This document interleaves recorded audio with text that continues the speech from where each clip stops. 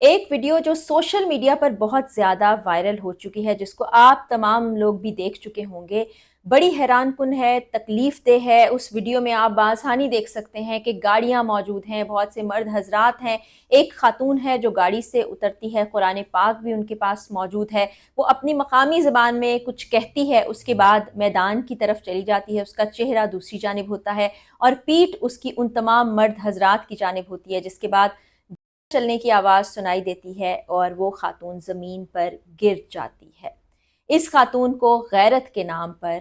ہمیشہ کی نیند سلا دیا گیا۔ یہ خاتون کوئی اور نہیں تھی، ان مردوں کی رشتہ دار ہی تھی۔ فیصلہ یہ ہوا کہ کیونکہ اس نے پسند کی شادی کر لی تھی، اپنے شوہر کے ساتھ یہ ہنسی خوشی رہ رہی تھی، یہ ایسا کیسے کر سکتی ہے، اس کو یہ حق کیسے پہنچ سکتا ہے؟ حالانکہ شریعت کے مطابق یہ حق ہر مرد اور عورت کو حاصل ہے کہ وہ اپنی پسند کی شادی کر لے، نکاح کرے اور ہنسی خوشی اپنی زندگی کو بسر کرے۔ اس کا گناہ اس کا نکاح تھا۔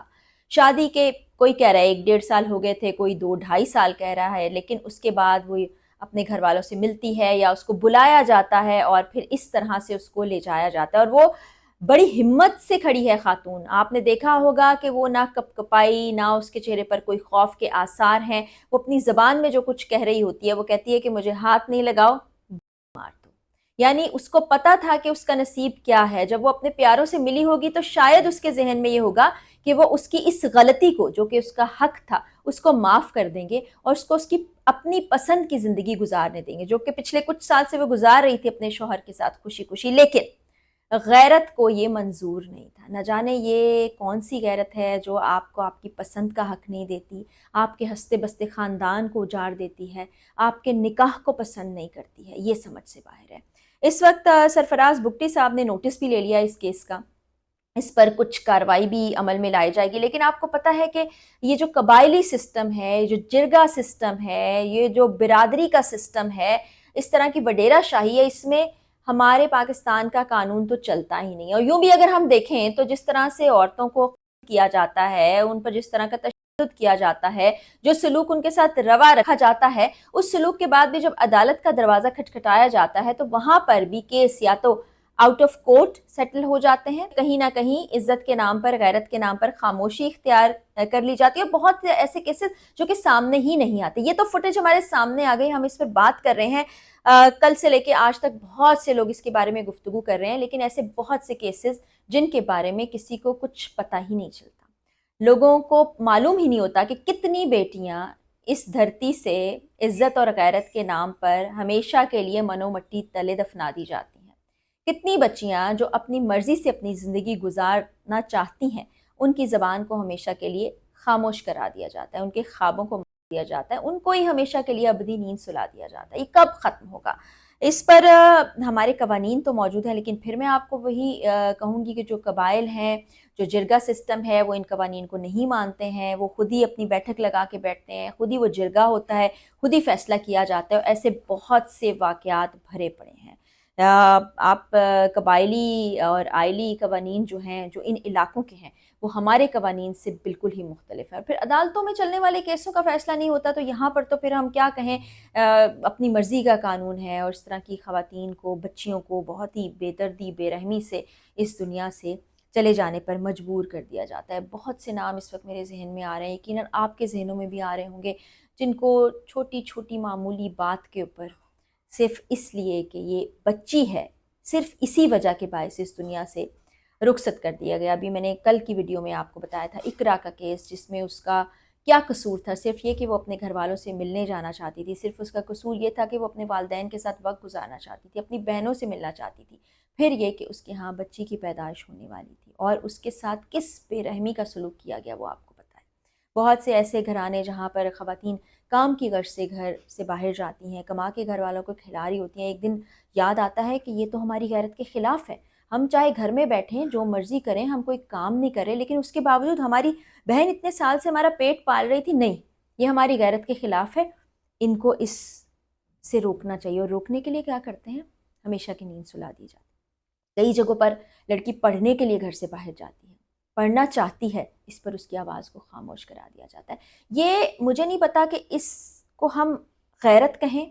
یا ایسے لوگوں کو ہم غیرت سے عاری کہیں۔ میری نظر میں تو یہ ایسے لوگ ہیں جن کو کسی قانون کے بارے میں، اخلاقیات کے بارے میں، شریعت کے بارے میں، دین کے بارے میں معلوم ہی نہیں، نہ ہی وہ معلوم کرنے کی کوشش کرتے ہیں۔ ایک انسان ہونے کی حیثیت سے ایک مرد کو جو حقوق حاصل ہیں ویسے ہی حقوق ایک عورت کو بھی حاصل ہیں، بلکہ دین اسلام نے تو عورتوں کو کہیں زیادہ حقوق دے رکھے ہیں۔ تو ان کی تعلیم و تربیت کرنے کی ضرورت ہے، اور میں کہتی ہوں کہ اس عورت کی ہمت اور بہادری آپ دیکھیے کہ جو خود ان کے ساتھ چل کے گئی ہے، اپنے قدموں پر وہ گاڑی سے نیچے اتری ہے، اس نے کوئی منت سماجت نہیں کی ہے، کیونکہ اس کو پتہ تھا اس کا مقدر ہی یہی ہے، اس کو بچایا نہیں جا سکتا۔ اور ان کے ہاتھ نہیں کپ کپائے، ان کے لیے یہ ان کی جو روایات ہیں، فرسودہ روایات جو خود بنائی گئی ہیں، یہ زیادہ عزیز تھیں اپنی ہی بہن، بیٹی اور بچی کی جان سے زیادہ۔ تو یہ تمام تر صورتحال ہے۔ یہ ایک کیس ہے جو ہمارے سامنے آ گیا، یہ ایک کیس ہے جس کی ویڈیو بن گئی، ورنہ عمومی طور پر ایسے کیسز کی ویڈیو سامنے نہیں آتے ہیں، ایسی خبریں ہی رپورٹ نہیں کی جاتی ہیں۔ اور ابھی بھی مجھے ایسے ہی لگ رہا ہے کہ اس کیس کے بارے میں کسی میڈیا ہاؤس نے بات نہیں کی ہے، یا چھوٹی سی خبر چلائی ہوگی اور خاموش بیٹھ گئے ہوں گے۔ ہمارے جیسے لوگ جب بات کرتے ہیں تو کہا جاتا ہے کہ آپ خواتین کے حقوق کے بارے میں بات کیوں کر رہے ہیں، ایسے کیسز پر آپ کیوں آواز اٹھا رہے ہیں، رہنے دیں، جانے دیجئے، ایسا تو ہر وقت ہوتا رہتا ہے، ہمیشہ سے ہوتا آیا، آپ کو بولنے کی کیا ضرورت ہے۔ تو ہر آئے دن جب ایسے کیسز رپورٹ ہوتے ہیں تو پھر کیسے خاموش رہا جا سکتا ہے؟ ضمیر کی بھی کوئی آواز ہوتی ہے، آپ کے اندر بھی کوئی غیرت ہوتی ہے، اس پر بھی آواز اٹھائی جانی چاہیے۔ اور اس پر جو قبائلی علاقے کے قوانین ہیں، جو جرگہ سسٹم ہے، وہاں پر بھی ایسی گنجائش نکالنی چاہیے، ایسے قوانین مرتب کیے جانے چاہیے، ایسی شخصی آزادی ہونی چاہیے جو آپ کے دین اور شریعت سے میل کھاتی ہو۔ کہیں یہ نہیں موجود کہ اپنی پسند سے کوئی لڑکی شادی کر رہی ہے، وہ نکاح کے بندھن میں تھی، کوئی ناجائز کام اس نے نہیں کیا تھا، اس نے شادی کی تھی، پسند کی شادی، اور شاید وہ اپنے مقدر سے بھی بخوبی آگاہ تھی کہ اس کے ساتھ کیا ہوگا، کہ جس وقت اس کو وہاں گھر سے لے جایا جا رہا ہوگا، اس کی گھر کی خواتین کو پتہ ہوگا، لیکن وہ خاموش رہی ہوں گی۔ وہاں ان کے جگر کا ٹکڑا کہاں لے جایا جا رہا ہے، اس کے ساتھ کیا سلوک ہوگا، وہ بھی ان کو پتہ تھا، لیکن وہ خاموش رہی ہوں گی۔ یہ لڑکی صرف اس سے جرت سے یہ کہا کہ مجھے کوئی ہاتھ نہ لگائے، خود وہ چل کے اپنے قدموں پر آئی، اسے بھی معلوم تھا کہ اس کی قسمت کیا ہے۔ تو یہ جو ہم سمجھ بیٹھے ہیں کہ یہی ہمارا نصیب ہے، یہی ہماری قسمت ہے، ایسا نہیں ہے۔ اسی لیے کہتے ہیں کہ آپ پڑھیے یہ مقدس کتاب، جس کو ہم بند کر کے بڑے مقدس انداز میں چوم کے طاقچوں پر رکھتے ہیں، اس کی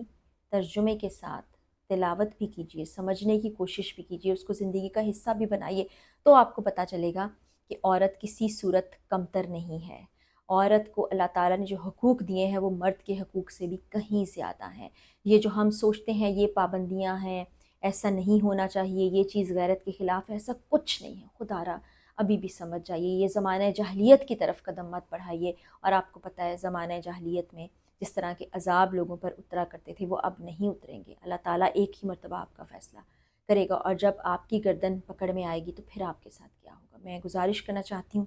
سرفراز بگٹی صاحب سے بھی کہ یہ صرف اسی طرح کمیٹی نہ بنا دی جائے، صرف ایک بات نہ ہو، ایک دعویٰ نہ ہو، بلکہ اس طرح کے تمام کیسز پر کارروائی کی جائے، اور یہ جو جرگہ سسٹم ہے اور آئلی قوانین ہیں ان میں بھی ترمیم کی جائے۔ اللہ تعالیٰ حوا کی بیٹیوں کو اپنے حفظ و امان میں رکھے، اور ایسے واقعات ہمیں بھی